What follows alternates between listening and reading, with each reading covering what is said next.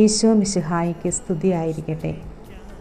ഇന്നത്തെ വിചിന്തനത്തിനായി നമുക്ക് നൽകപ്പെട്ടിരിക്കുക വിശുദ്ധ മർക്കോസിൻ്റെ സുവിശേഷം 3-ാം അധ്യായം 13 മുതൽ 19 വരെയുള്ള തിരുവചനങ്ങളാണ്.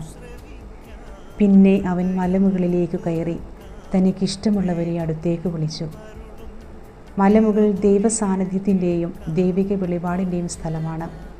ഇഷ്ടമുള്ളവരെ അടുത്തേക്ക് വിളിച്ചു എന്നത് വിളിക്കപ്പെടുന്നതിൻ്റെ മാനദണ്ഡം വ്യക്തമാക്കുന്നു.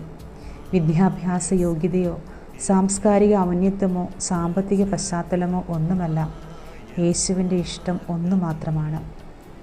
യേശു ഇഷ്ടപ്പെട്ട് വിളിച്ചവർ അവൻ്റെ സമീപത്തേക്ക് ചെന്നു എന്നത് ശിഷ്യത്വത്തിലെ പരമപ്രധാനമായ പ്രതികരണമാണ്. എന്തിനു വേണ്ടിയിട്ടാണ് യേശു വിളിച്ചത്?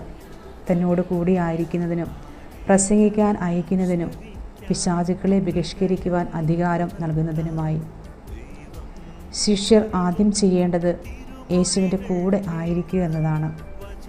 യേശുവിൻ്റെ കൂടെ ആയിരിക്കുന്നത് അവിടുത്തെ മനസ്സറിഞ്ഞ് ഹൃദയസ്പന്ദനങ്ങൾ സ്വന്തമാക്കി അവിടുത്തെ പോലെ ആകുന്നതിനാണ്. അപ്പോൾ മാത്രമേ യേശുവിൻ്റെ സ്ഥാനപതികളായി ജനമധ്യത്തിലേക്ക് ഇറങ്ങിച്ചെല്ലുവാൻ സാധിക്കുകയുള്ളൂ. അടുത്തറിഞ്ഞ യേശുവിനെ വേണം ശിഷ്യർ പ്രഘോഷിക്കേണ്ടത്. അപ്പോഴേ അത് അനുഭവസാക്ഷ്യമാകൂ. പ്രാർത്ഥനയും പ്രവർത്തനവും യോജിപ്പിക്കാനുള്ള വിളിയാണിത്.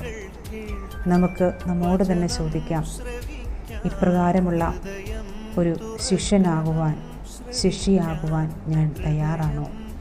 ആമേൻ.